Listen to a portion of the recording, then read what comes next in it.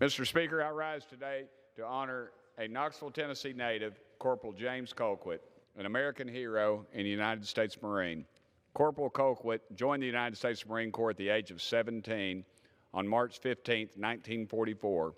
He boarded a train and was sent to Marine Corps Recruit Depot, San Diego for recruit training. Corporal Colquitt served as a rifleman with I Company, 23rd Marines, 4th Marine Division. From February 19th to March 2nd, 1945, he participated in combat action against the Japanese during the Battle of Iwo Jima, one of the bloodiest battles of the entire Pacific War. Corporal Colquitt received the Purple Heart for wounds received during combat operations on March 2nd, 1945. He was promoted to the rank of corporal and was honorably discharged from Marine Barracks in Washington, D.C. on April 26, 1946. Corporal Colquitt is one of thousands of great men and women who honorably served our country during World War II. After defending our values and freedoms, these brave soldiers returned home, raised families, strengthened communities, and continued the growth of America. It is my honor to recognize James Colquitt as the Tennessee 2nd Congressional District's September 2019 Veteran of the Month and to thank him for his service to our country. Thank you, Mr. Speaker. I yield back.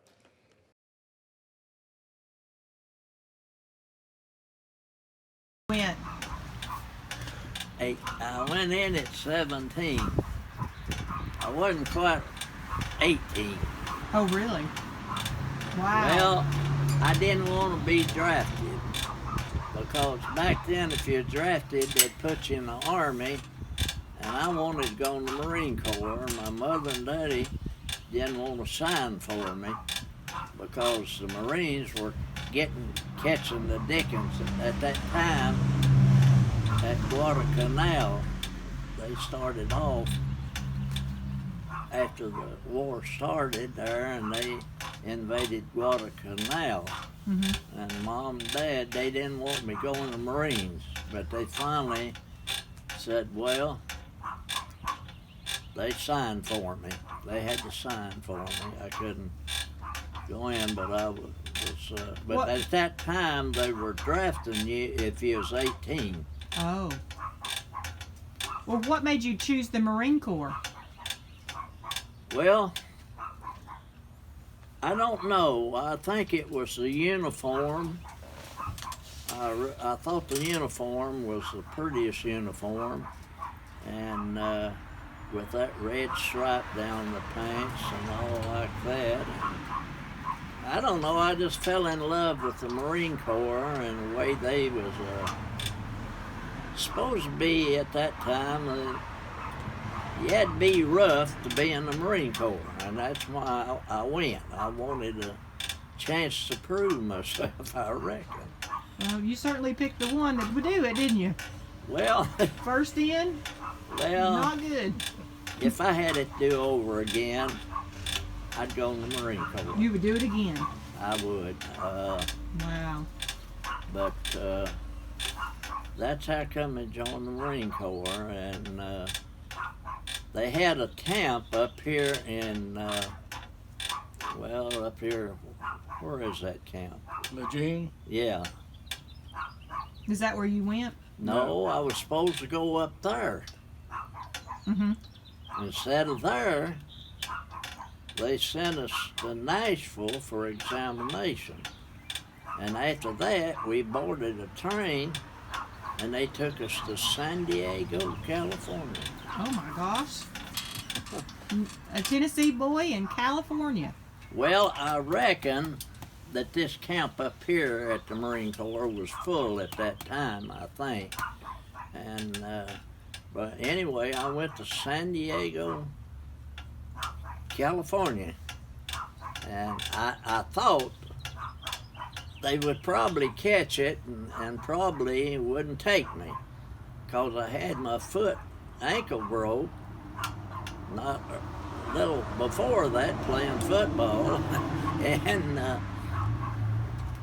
when we got there, they had us in the post office basement, and they had us going up and down on our toes.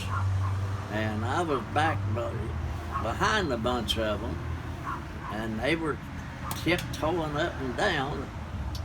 And I was just standing there flat-footed, raising my hands up and down. They couldn't see me. And I thought, well, they'll catch me there at San Diego, but I would get a trip to California. But when I got there, they never checked it. Never checked it when I got to San Diego boot camp.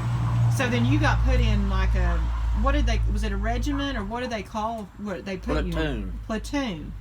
Yeah. So your platoon was out of San Diego. Yeah, now there was a lot of Knoxville boys here that was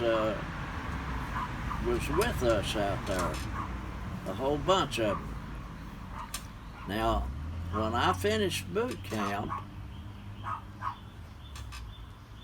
most of them they went into, I forget where they went to, but when I came home on a 10-day furlough from boot camp, and my orders were report to Camp Pendleton. And when I got to Camp Pendleton, I looked around, and I was the only one out of my platoon in boot camp that they sent to this outfit in Camp Pendleton. And I trained there. Then we loaded up and we shipped out, and that took us to Maui. And at that time there wasn't hardly nothing on Maui, little old wooden buildings down next to the ocean, and little old wooden buildings, and I think there's a little store in it or whatever. But they had sent us, and we were up in the top part of the island. Mm-hmm. And from there, after we trained for a while, we boarded ship on January the 1st, 1945. So from the time you started boot camp, when did you go to boot camp? In 44. So you literally had just a few months from when you went to boot camp that Yeah, you were... we didn't have too long at that time because the war was getting really bad at that time. Mm-hmm. And we went to Maui, and I boarded ship from Maui on New Year's Day, 1945. We went over to Pearl Harbor, and they took on ammunition or whatever. And then we had board back a ship. Mm-hmm. We had just a few hours at Pearl Harbor to look it over and get back aboard ship sundown. And so I was on the ship and stayed on the ship until we hit Iwo Jima. We hit Iwo Jima on the 19th of February, 1945. And Iwo Jima was one of the worst invasions that the Marines made during World War II. We lost more casualties there than all the rest of the islands that the Marines had took during the war. We lost practically everybody. And one night, in one 24-hour period, we lost 72 men out of our company that got killed. Do you know how many roughly were in your company when it started? No, I You don't. Because it was broke down into squads. Oh. And, but the average life there was just a half a day or whatever. And I survived until the March the 2nd, 1945, when I was shot. And I laid from 8 o'clock on the 2nd day of March up there, and they couldn't get to me. I laid up there in a hole, foxhole, until the next day around 4 o'clock before they come and got me. That's about 30 some odd hours. Oh my goodness. And they thought I was dead, but they reached down and cut my dog tags off, and I reached and got them with my left hand because I was shot through here and I couldn't move, and I'd bled a lot. But that's when they got me and took me down on the beach and looked and couldn't do nothing for me, and they put me back on a ship, and I went to Guam, and from Guam I went to, they flew me up to Pearl Harbor. I was at Pearl Harbor when they gave me my Purple Heart.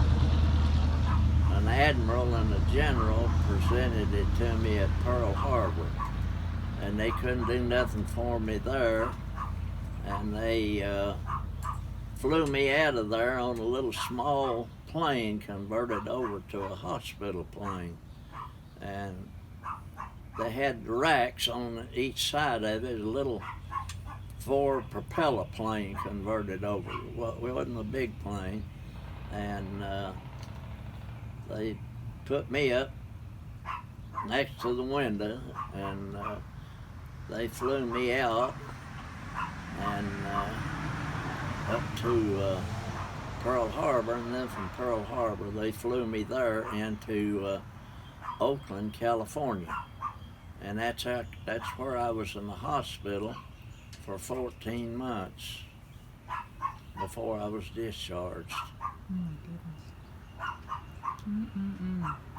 But I had my surgery and all on my shoulder and arm at Oakland, California.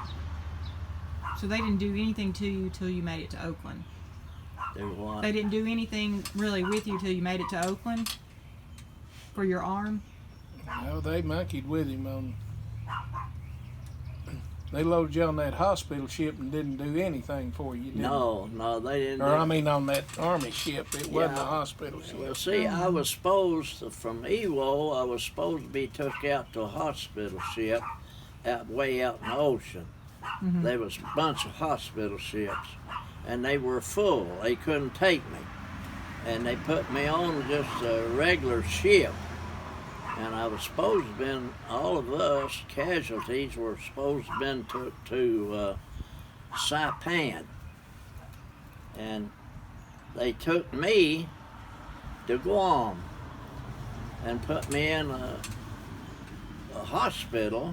At Guam, it was a tent back in the jungle, and they had just cots. And it was an Army hospital. It was an Army hospital. So they got me mixed up some way or another, but they were taking arms and legs off in there and dirt floor and all like that. And finally, I kept telling them, that I was a Marine, but all of them was Army casualties that had been brought in by the Army there from the Philippines. And finally, a nurse asked me, well, she has come by there looking at me and changing bandages, and she wanted to know what are you doing down here? How old are you? And I told her. She said, well, what are you doing down here? I said, I don't know. But anyway, they finally listened to me, and they got some Army officers up there, and they said, well, we'll see what we can do. And then they got me out of Guam there to in that cargo ship. It wasn't a hospital ship. They didn't do anything for me from there all the way up to Pearl Harbor. Pearl Harbor, they took me in there, and that's where they presented me. An admiral and a general presented me with my Purple Heart. And then they said, we can't do nothing for you. We're going to get you back to the States. So they flew me out on another one of those little small planes, converted, and flew me up to Oakland, California. And I was there and had surgery and all. I was there 14 months before they discharged me. A year and 2 months. But then they sent me home. And you would still do it, knowing what you know now. You would still go. Yes. Isn't that amazing? Yes. Tell them about you being searched after you got shot, Papa. Do what? Tell her about you being searched while you was laying in that mortar shell hole. Oh. Yeah, when I got shot, where I was up at the front of my company, and they had to fall back, and when I was up there mostly by myself. I couldn't get up because the Japanese were picking everybody off, and they fell back a little ways and dug in, and I was in that hole. I crawled into a shell hole, and I was in there, and when it got dark, it got cool at night there in the islands, so I finally got my poncho with my left hand off my shoulder and pulled it out, and I took my feet and kicked it and pulled myself up. But when I was laying there way up in the night, and while I was laying there, I felt that sand. Iwo Jima was a sand over the whole island practically, and this sand run down against that poncho, and I started to ask who it was. I thought it was some of them fixing to come and rescue me, and I started to ask who it is, and the voice in my head is as plain as me and you're talking right here tonight. The voice said, Japs. The voice told me, said, lay limber, breathe through your nose real lightly, only when you have to, and lay limber. The Japanese come down in there, they were looking for food or whatever, you know, and but this voice, they come in and one of them put his hand on my chest, and I was so bloody, he picked it back up, but they went through my pack looking for food and turned me over and went through my backpack there, and they turned me back over, and this voice was telling me all the time, everything is going to be all right. And the voice told me we didn't have this in our training or anything, but this voice told me, he said, Japs, he said, lay limber and breathe only light, only when you have to. Lay limber and breathe real lightly through your nose, only when you have to.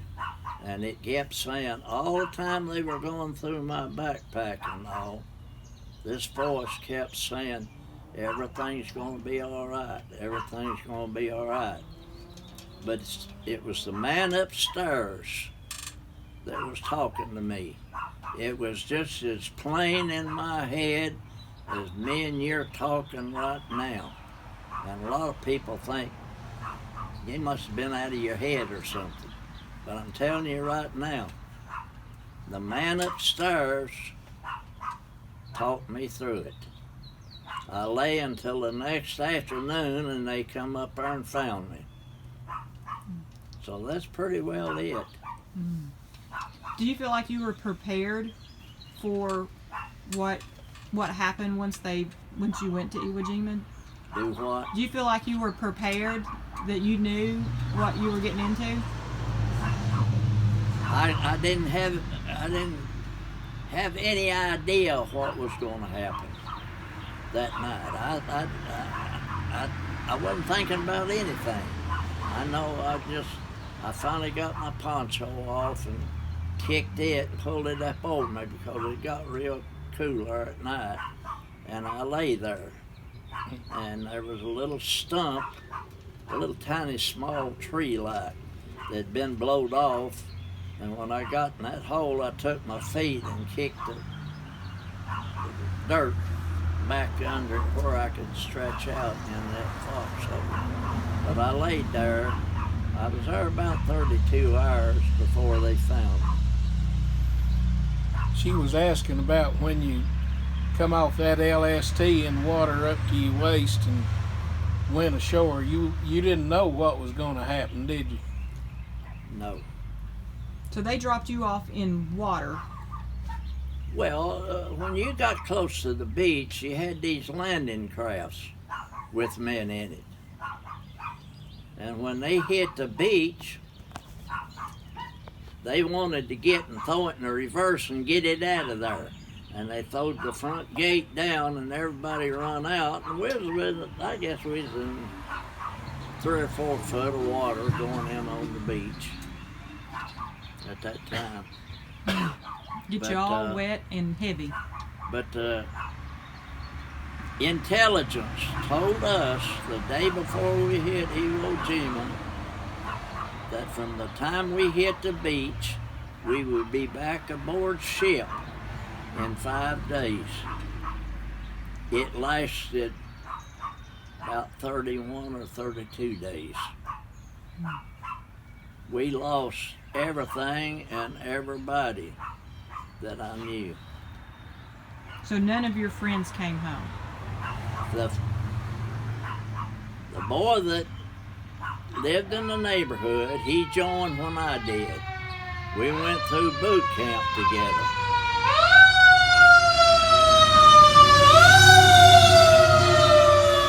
And when we left the boot camp, I was the only one out of that boot camp, and several of them from Knoxville.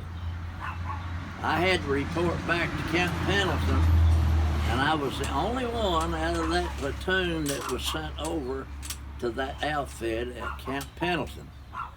It was tents back in the hill there, and we took our baths in a creek that come down out of the hills. That's where we took our baths.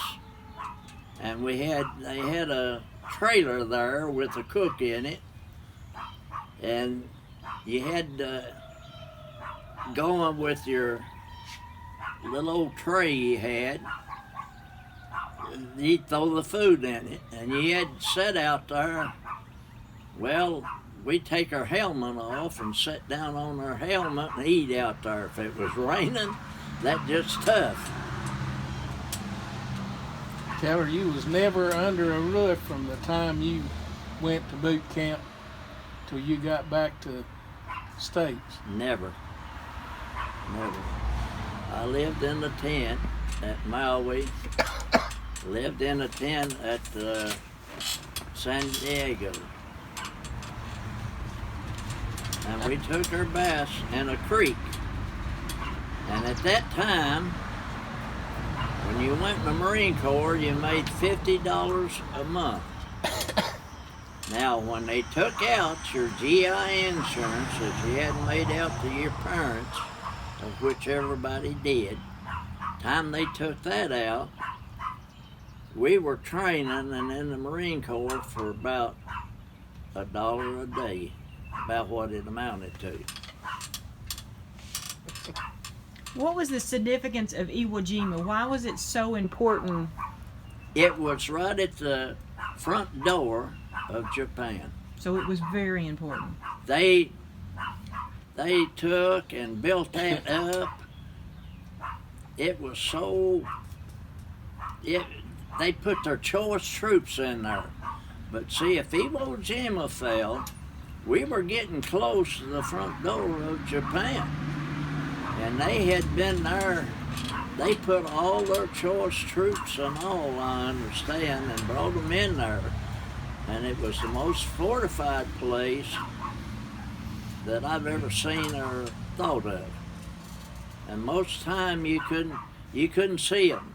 They were dug in. They had tunnels all the way underground, and even had a little hospital underground there and everything. You couldn't see them hardly.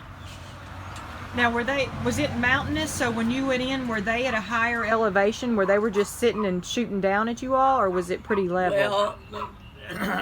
Well, anytime we advanced, we were out in the open. And I guess you've seen pictures of the famous flag raising on Mount Suribachi. Mm-hmm. Well, I was up on the island there laying firing, and my buddy punched me and pointed back, and I looked. Now, a lot of people think when that flag was raised, the battle was over. It was not. That was only about the 5th day. So just in your family alone, you had you and Herbert both enlisted? No. My daddy's brother. There was Frank. He was the oldest. He went in the Navy. Lester went in the Navy.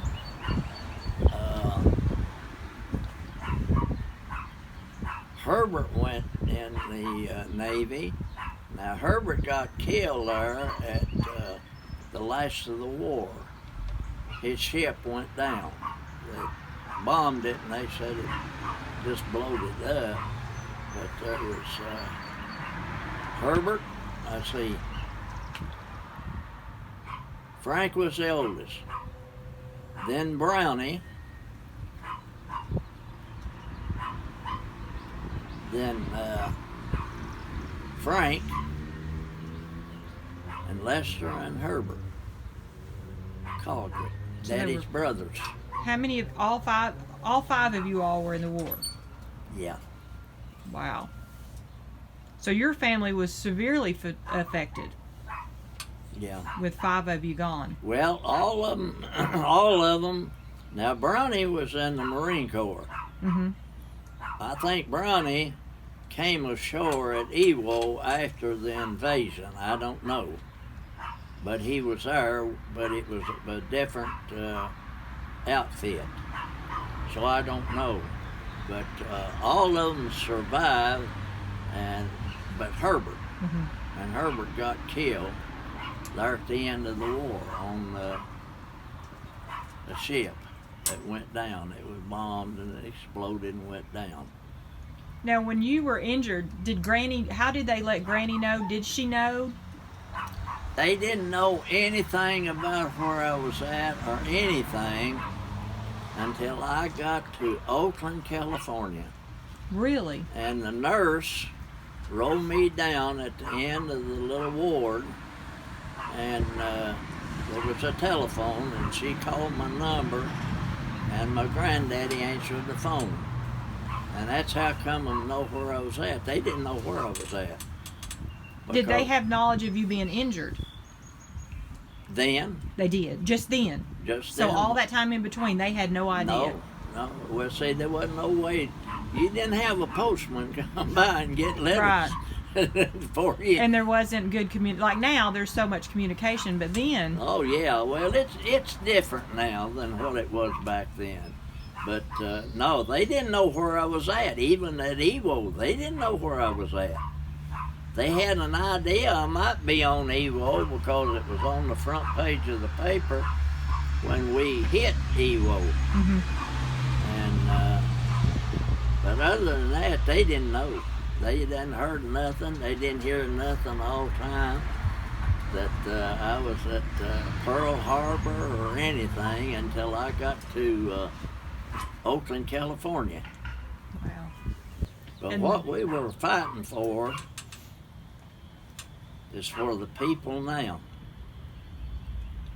Look what the country is after that. Of course, there was Korea and there's Vietnam and all like that.